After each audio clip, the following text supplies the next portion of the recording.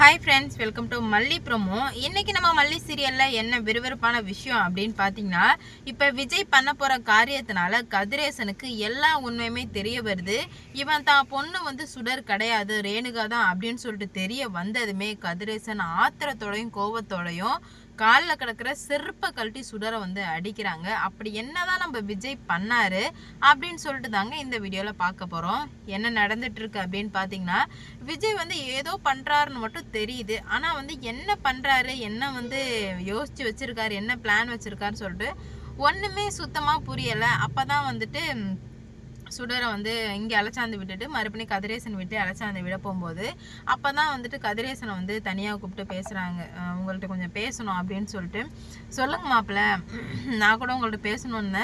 மல்லிக்கு பணம்லாம் செட்டில் பண்ணணுன்னீங்களே, எவ்வளோ செட்டில் பண்ணணும்னு சொன்னால் செட்டில் பண்ணி முடிச்சிடலாம், எத்தனை கோடின்னு மட்டும் சொல்லுங்கள் அப்படின்ற மாதிரி சொல்ல, மல்லிக்கு செட்டில் பண்ணுறதுலாம் இருக்கட்டும், நான் இப்போ தான் எல்லா உண்மையுமே தெரிஞ்சுக்கிட்டேன் அப்படின்ற மாதிரி சொல்ல, என்ன உண்மை மாப்பிள்ள, என்ன பேசுகிறீங்க அப்படின்ற மாதிரி சொல்ல, இந்த மாதிரி இவ உண்மையிலுமே கதிரேசன் உண்மையிலுமே கிடையாது, இவ ஃபுல்லாகவே ஃபேக்கு, இவ பேர் சுடரு, ஆனால் ஏமாத்திட்டு இருக்கா. இதுக்கு மேலேயுமே இவளை நீங்கள் நம்புனீங்கன்னா எல்லாமே முடிஞ்சு போயிடும். உங்கள் வீட்டிலேருந்து அந்த 50 லட்சத்தை திருநதும் இவ தான் அப்படின்ற மாதிரி சொன்னதுமே, மாப்பிள்ளை தயவு செஞ்சு ரேணுகா விஷயத்தில் நீங்களும் விளையாடாதீங்க, நல்லா தானே இருந்தீங்க, அப்புறம் என்ன அந்த மல்லி பேச்சை கேட்டுட்டு என்ன ஆடிட்டு இருக்கீங்க மாப்பிள்ளை அப்படின்ற மாதிரி சொல்ல, ஐயோ உங்களுக்கு புரியவே மாட்டுது, நான் எப்படி புரிய வைக்கிறதுன்றதும் எனக்கும் தெரியல.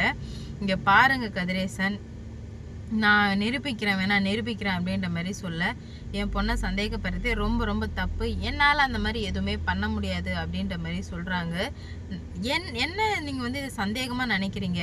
மல்லி ஃபஸ்ட்டு சொன்னால் நம்ம எல்லாருமே ஏற்றுக்கல, இப்போ எனக்கு எல்லா உண்மையுமே தெரிய வந்துடுச்சு, இப்போ உங்களுக்கு எல்லா உண்மையும் தெரிய வேணாமா, அதனால் அப்படி நினச்சிக்கோங்கன்னு சொல்ல, சரி எப்படி நிரூபிப்பீங்க அப்படின்ற மாதிரி கேட்குறதுக்கு சொல்கிறாங்க.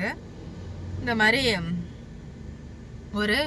ஒரு கோடி பணத்தை கொடுங்க, அதை அவளே திருடிட்டு போகிறத நீங்கள் நல்லாவே பார்ப்பீங்க அப்படின்ற மாதிரி சொல்லவுமே, ஏன் பொண்ணு திருடுறதா, அதுக்கெலாம் வாய்ப்பே கிடையாது, சும்மா முட்டாள்தனமாக பேசி என்ன டென்ஷன் பண்ணிட்டு இருக்காதீங்க, உங்களுக்கு அவ்வளோதான் மரியாதை அப்படின்ற மாதிரி சொல்கிறாங்க. உடனே நம்ம மல்லி என்ன பண்ணுறாங்கன்னா, விஜய்க்கு ஃபோன் போட்டு என்னாச்சு விஜய் அப்படின்ற மாதிரி கேட்க, இருமல்லி நான் இங்கே பிளான் பண்ணிகிட்ருக்கேன், கொஞ்சம் அமைதியாக இரு அப்படின்ற மாதிரி விஜயும் சொல்லிடுறாங்க. இன்னொரு பக்கம் என்ன நடக்குதுன்னா,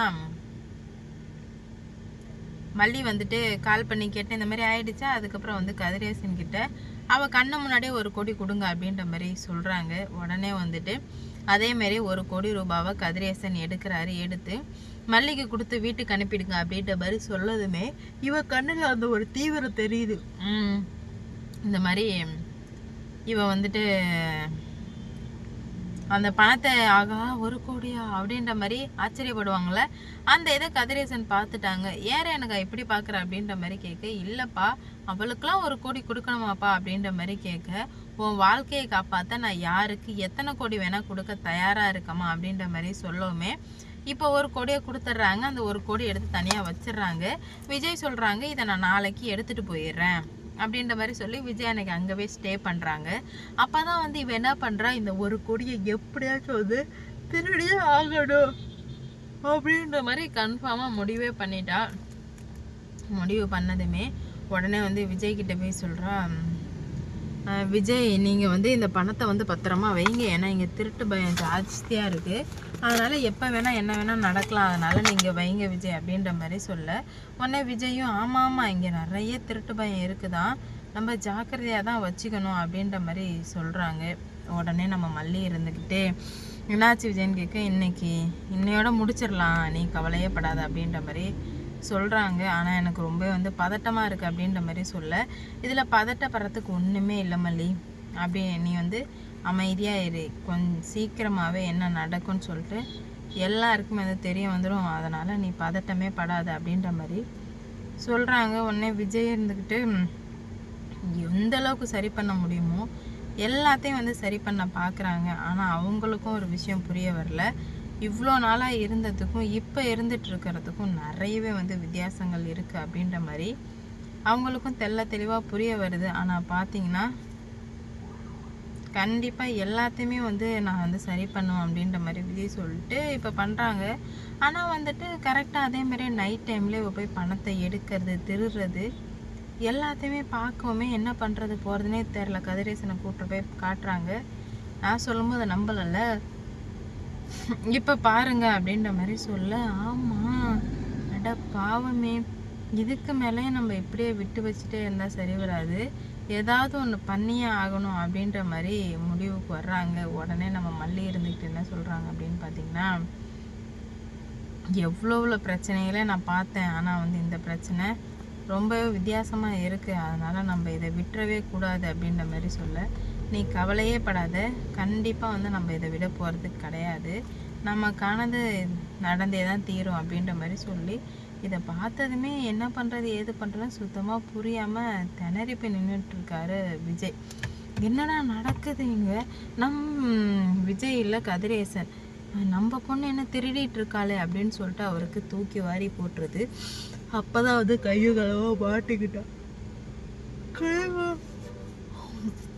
ரேணுகா என்ன பண்ணிட்டு இருக்கா அப்படின்ற மாதிரி சுடர்னு கூப்பிடுறாரு.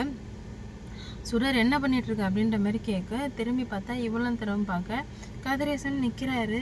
அப்படி பாவி, இவ்வளோ நாளாக அப்போ எங்களை ஏமாத்திட்டு இருக்க, நான் தான் வந்து முட்டாள்தனமாக உன்னை நம்பி ரொம்ப பெரிய தப்பு பண்ணிட்டேன், இதுக்கு மேலே நான் கரெக்டாக இருந்துக்கிறேன் அப்படின்ற மாதிரி சொல்லவுமே, இல்லைப்பா நீங்கள் என்னை தப்பாக நினச்சிட்டீங்கப்பா, அப்போல்லாம் எதுவும் இல்லைப்பா, அப்போல்லாம் எதுவும் இல்லைப்பான்னு சொல்கிறாங்க.